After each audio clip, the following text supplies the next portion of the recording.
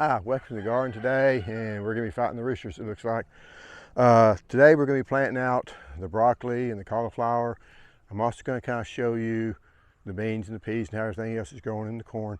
And we finally got some cool weather as far as the morning. Today I think it's down in the 50s, 56, 57 degrees. So that's cooled off. We're still going to get up to about 90 or about 88, 90 degrees in the afternoons, but at least the mornings are cool. Now, and we're still very dry. So what I've done here, since we are dry, I went ahead and watered with a sucker hose for about a couple hours, I think. So I got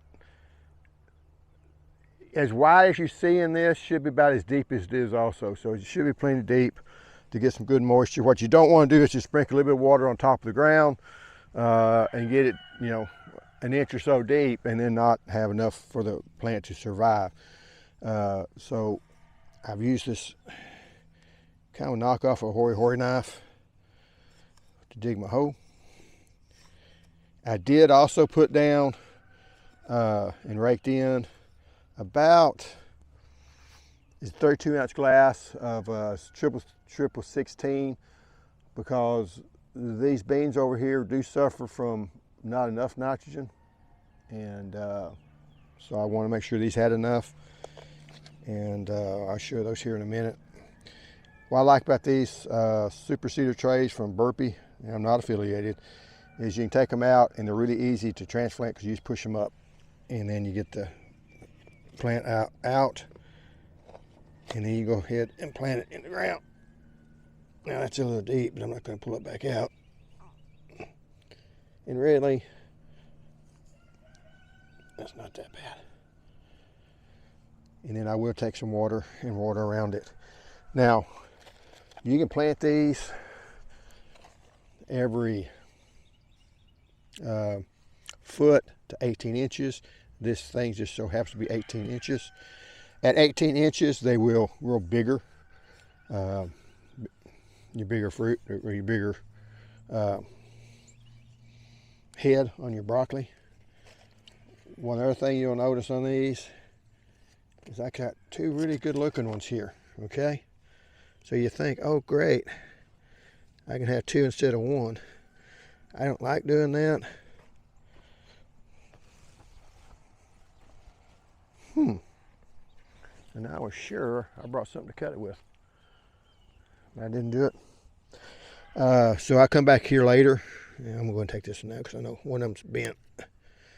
So you just have one. You're better off just to have one. Otherwise, you can have two that can compete against each other. Because what you got to remember, this looks fairly far apart, but these things get up and tall and big, and you don't want them crowding each other out. The other thing I'm going to have to do is make sure I don't knock these plants down over here. And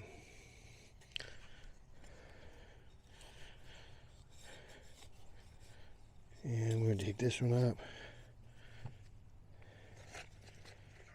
Pop this one out.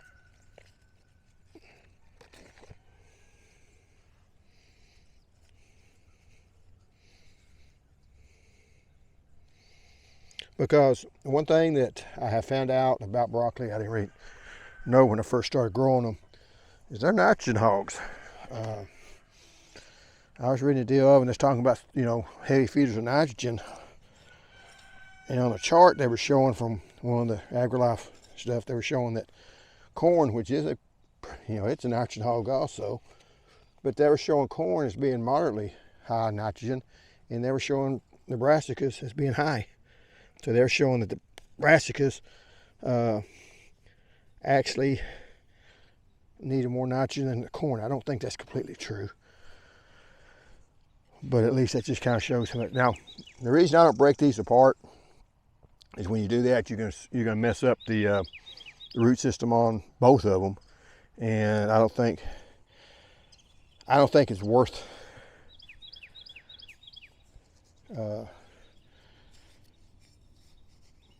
I don't think it's worth the getting an extra plant out of it, messing up both the roots on it. So I'm not a big proponent. I know some people are.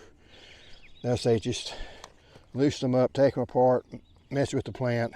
To me, you mess that plant just as little as you can.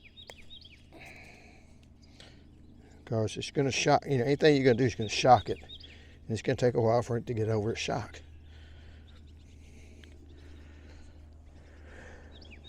And we got one little bitty one. Anyway, I got some more back at the house. 2, 3, 4. I got 5 of these. I just got one more in there. But he's not going to do much. I thought I'd get all the way up to there. I was optimistic. Anyway, that's probably enough of that. I do like this thing. Keep up my knife like this.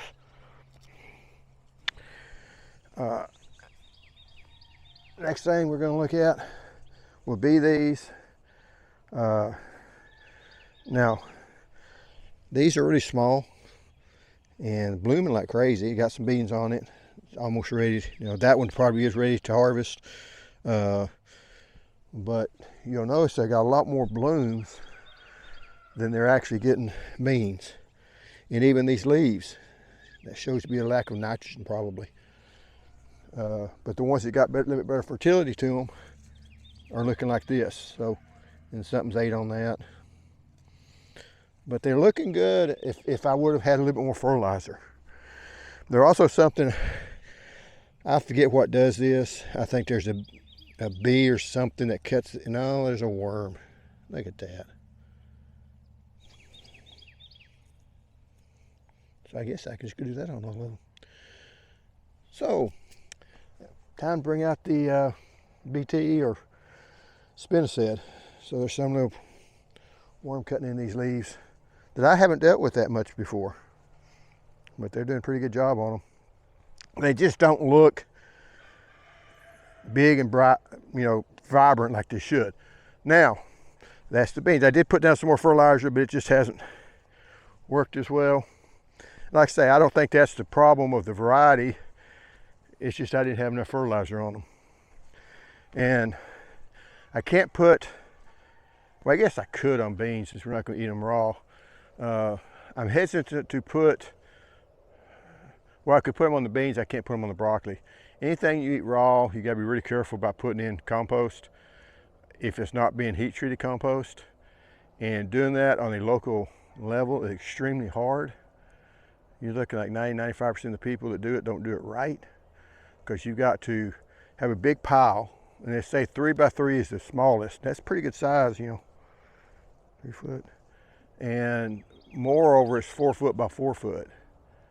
And you've got to mix it.